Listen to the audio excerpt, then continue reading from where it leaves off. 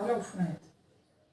तो आज हम बात करते हैं राजस्थान के इतिहास में गुर्जर प्रतिहार के अंतिम क्लास में।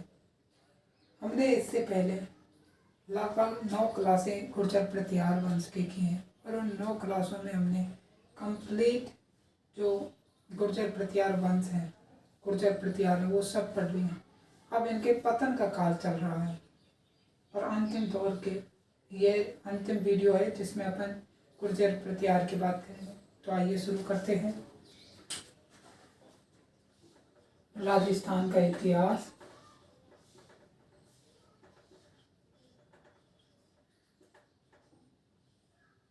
और इसमें हमारी बात चल रही थी गुर्जर प्रतिहार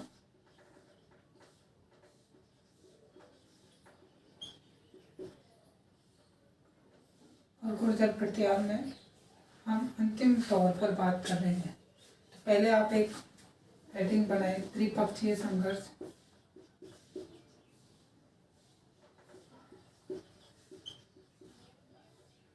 ठीक है, इसमें एक तरफ है प्रतिहार,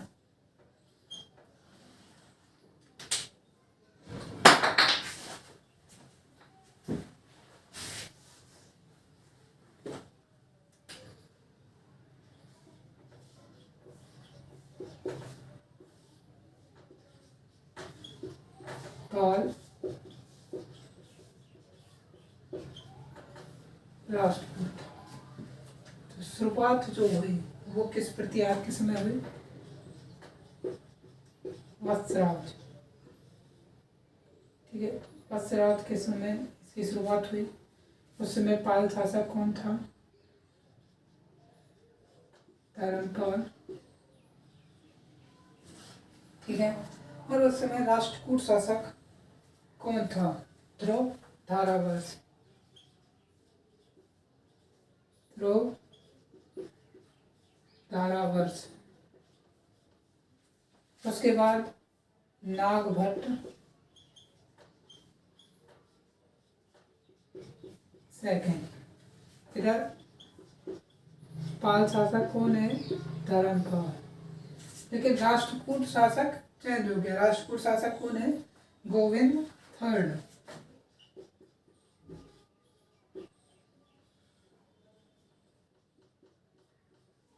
ठीक है, उसके बाद प्रतिहार शासक कौन बना? रामभद्र। ठीक है, और रामभद्र के समय जो पाल शासक बना वो कौन था? देवपाल।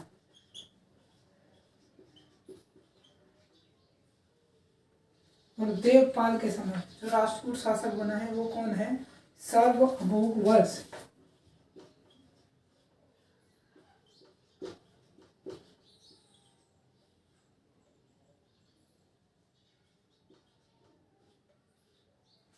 ठीक है, इसके बाद प्रतिहार शासकों में आया है रामभद्र का बाद आया है मिहिर भोज।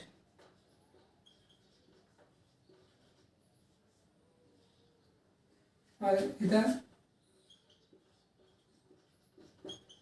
देवपाल, और देवपाल के बाद कौन है?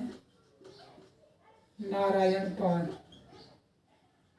उसके राष्ट्रकूट शासक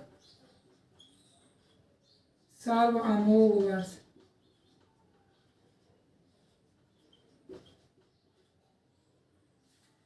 ओके,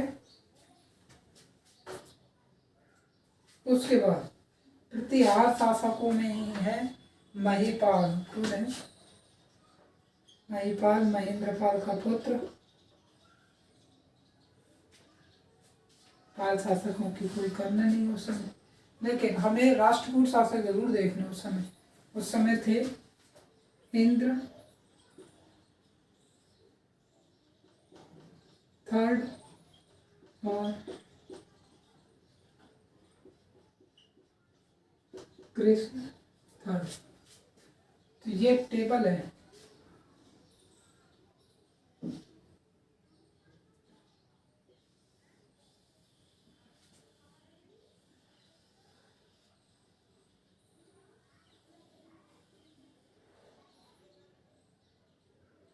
त्रिपक्षीय संघर्ष।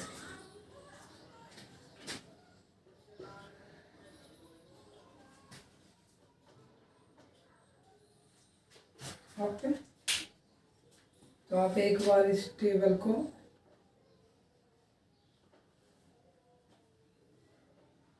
स्क्रीनशॉट, टेबल को स्क्रीनशॉट लें। उसके बाद हम आगे बात करते हैं।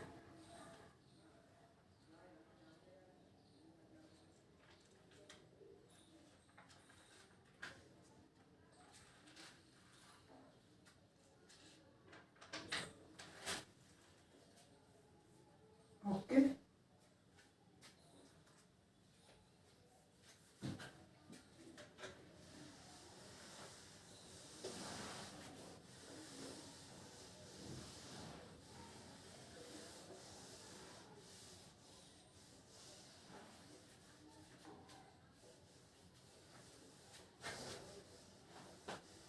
जिन प्रतिहार शासकों की बात की हमने अंतिम पढ़ा था महिपाल। आज हम पढ़ेंगे महिपाल के बाद बनने वाले शासक राज्यपाल को। राज्यपाल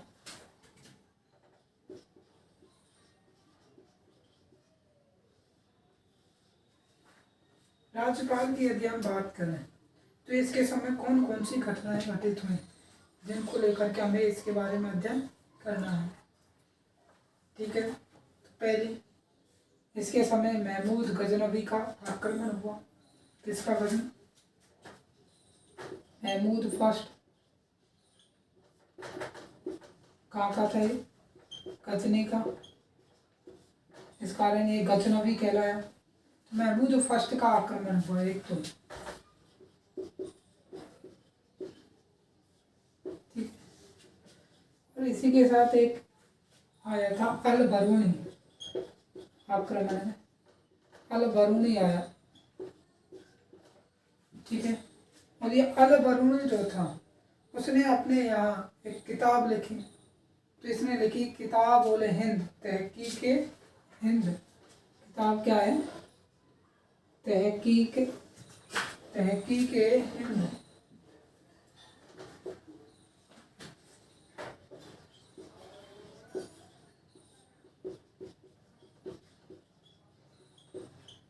अब इसी किताब का दूसरा नाम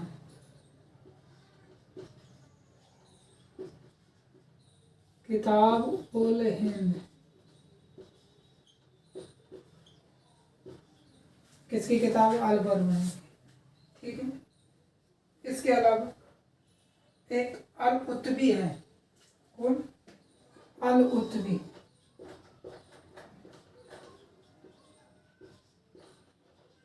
अल कुतबी ने भी एक किताब लिखी, किताब उल यामिनी। और इस किताब में कहा कि महमूद फर्स्ट ने मथुरा पर आक्रमण किया। मथुरा लूटा। मथुरा लूटा। कब लूटा? 1018 ईस्वी में। कब लूटा है? 1018 ईस्वी में।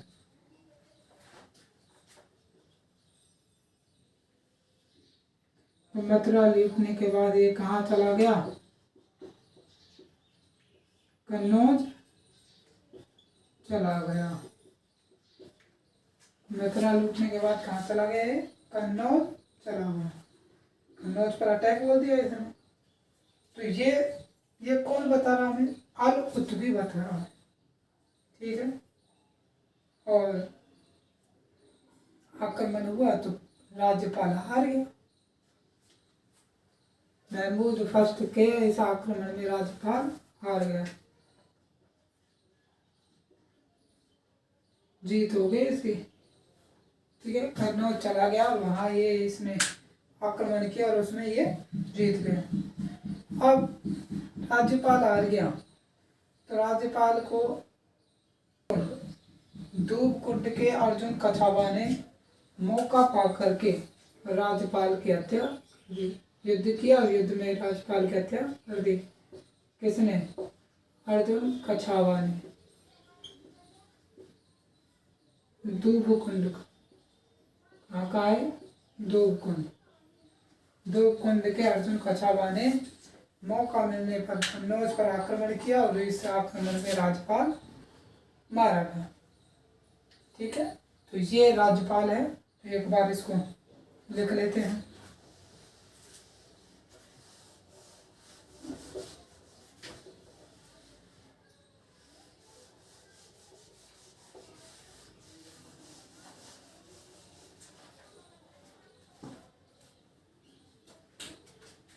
पहली चीज, इसके समय गजनी के सुल्तान महमूद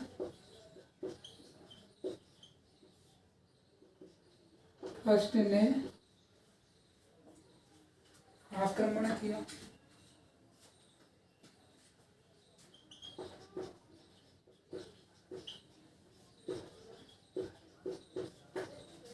अल उत्बी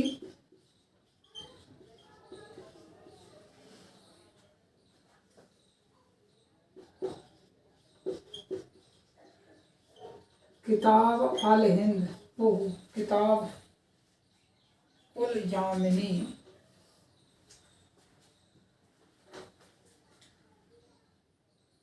उल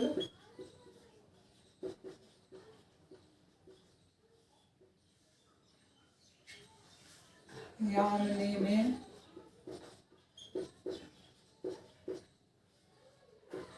लिखता है कि इसने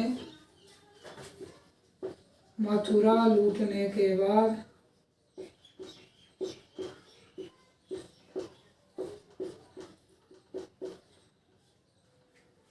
1018 ईस्वी में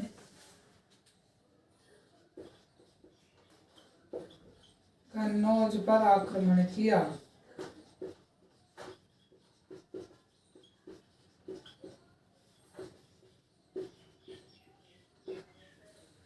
ठीक है, किसने कन्नौज पर आक्रमण किया? राज्यपाल पराजित होकर भाग गया। राज्यपाल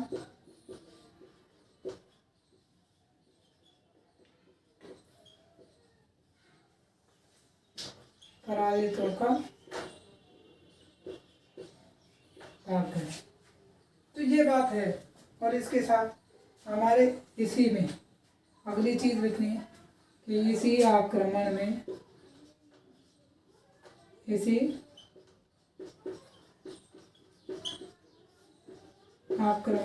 महमूद फर्स्ट के साथ कौन आया?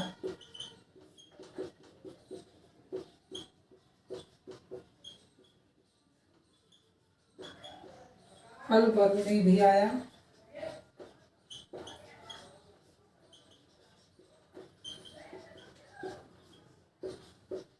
जिसने क्या लिखा? किताब उल हिंद या तहकीक हिंद।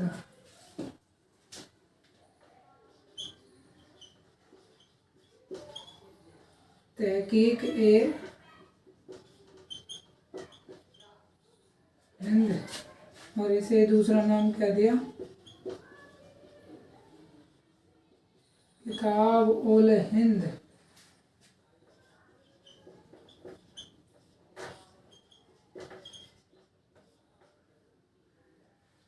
ओके, लास्ट चीज, दूबकुंड के अर्जुन कछावा ने क्या मौका देखकर कन्नौज पर आक्रमण किया, जिसमें राज्यपाल मारा गया।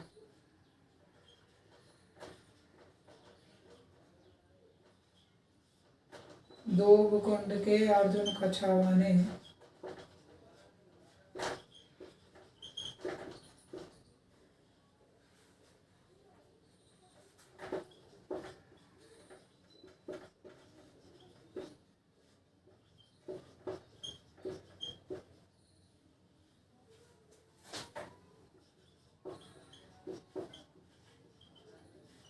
कन्नौज पर आक्रमण किया।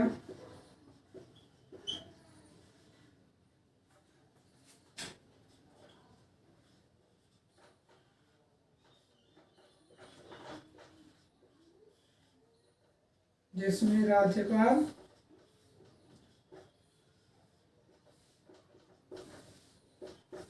मारा गया। ठीक है, एक बार आप इसका स्क्रीनशॉट लें, फिर हम आगे बात करते हैं।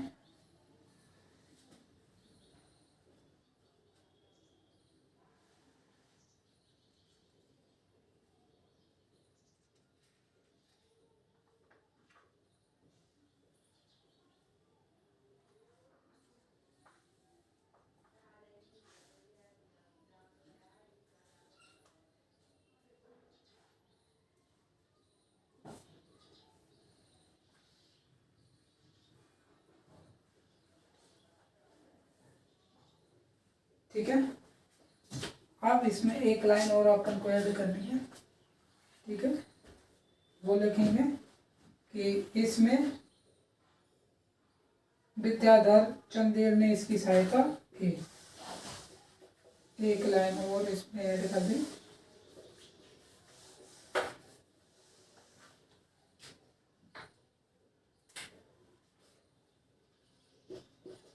इसमें विद्याधर चंदेल ने अर्जुन कछावा की मदद की।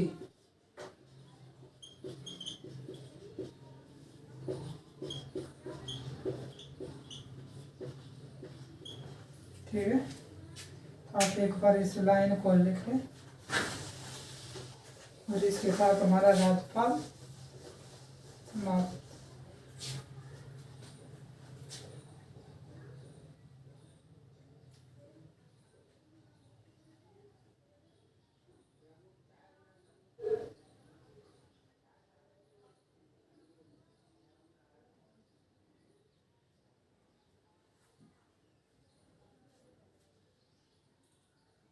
ओके,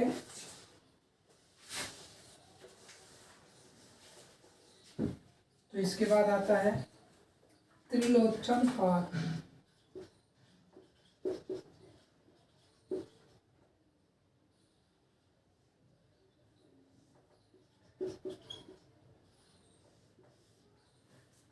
त्रिलोचन पाल के समय क्या हुआ? एक ही चीज, बहराइच युद्ध।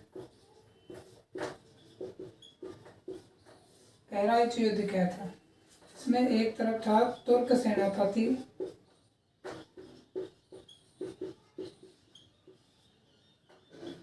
महमूद गाजी और दूसरी तरफ था वैसवाड़ा का सुहलदेव वैश्य। और इस सुहलदेव वैश्य ने जो काम किया इतिहास में वो अमर है। हालांकि हम इस महान योद्धा के बारे में बिल्कुल भी नहीं जानते, क्योंकि हमें इस योद्धा के बारे में पढ़ाया ही नहीं गया। ये वह योद्धा है जिसके कारण जो तुर्क आक्रमण है वो अब यहाँ से डायरेक्ट खसक कर आगे चला जाए। ठीक है, जैसे तुर्क सेनापति जो थे, इसकी सेना थी 1.50 लाख, यानी लगभग 1.5 लाख की सेना। और 1.5 लाख की सेना के साथ ये आया गाजी और वैसवाड़ा के सुहलदेव वैश्य ने बहराइच में इस युद्ध में इतनी अद्भुत वीरता का परिचय दिया, इसने इसकी 1.5 लाख सेना नष्ट कर दी। इस सेना को इसने संपूर्ण रूप से नष्ट कर दिया। महमूद गाजी समेत जो संपूर्ण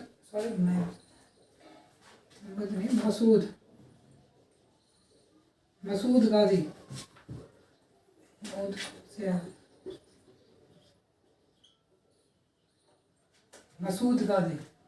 मसूद गाजी समेत इसी पूरी सेना को नष्ट कर दिया इसने। तो इतना महान योद्धा, लेकिन इतिहास में इसे पढ़ने के लिए हमारे पास कहीं भी चीज़ें नहीं मिलती है। सुहलदेव वैश्य को लेकर के मूर्ति जरूर स्थापित की गई है उत्तर प्रदेश में, और वहाँ पर इसकी बहुत ज़्यादा चर्चाओं में रहा था। अभी फिलहाल तो ये ऐसे कोई खास चर्चाओं में नहीं है, लेकिन ये वैश्य था, इस चीज़ को आप याद रखें, सुहेलदेव वैश्य। एक बार आप बहराइच युद्ध को लिखें। बहराइच युद्ध कब हुआ ये युद्ध? 1033 ईस्वी। तुर्क आक्रमण 1033 से कब हुआ? सीधा तराइन पर लगभग 100 साल, 150 साल, 150 साल तक नहीं आए तुर्क, अटैक नहीं किया तुर्कों ने। वो 150 साल किसके कारण अटैक नहीं किया? कौन सा ऐसा खौफ था? तो वो था सुहेलदेव वैश्य। बहराइच युद्ध में लिखें बैसवाड़ा। हाँ, एक लाइन जरूर लिख दें, त्रिलोचन काल में। इसके समय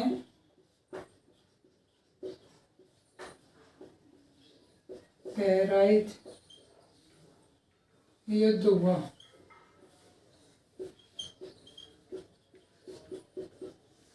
सुहेल तो 1033 ईस्वी में हुआ। इसमें लिखे बैसवाड़ा के सुहेलदेव वैश्य ने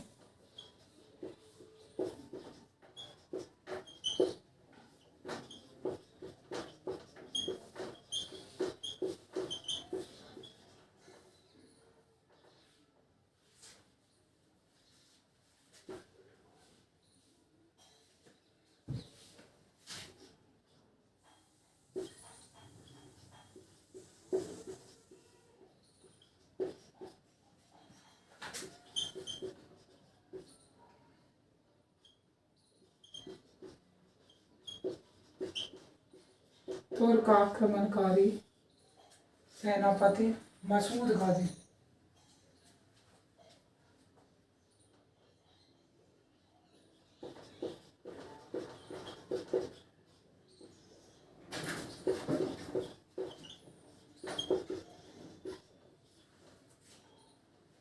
और उसकी 150 लाख की सेना को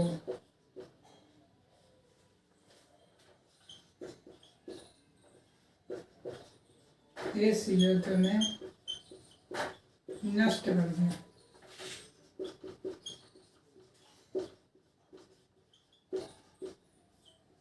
ठीक है, त्रिलोचन काल समाप्त। अंतिम में एक लाइन आप लिख सकते हैं, यशपाल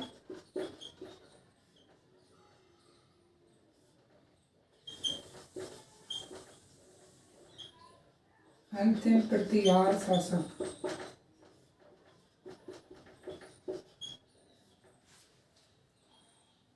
इसके साथ हमारे प्रतिहार जो उज्जैन और कन्नौज के प्रतिहार है वो समाप्त होते हैं। इसके बाद हमें पढ़ना है देवली और राजौरगढ़ के प्रतिहार, राजौरगढ़ के प्रतिहार। तो आप एक बार इसका स्क्रीनशॉट लें।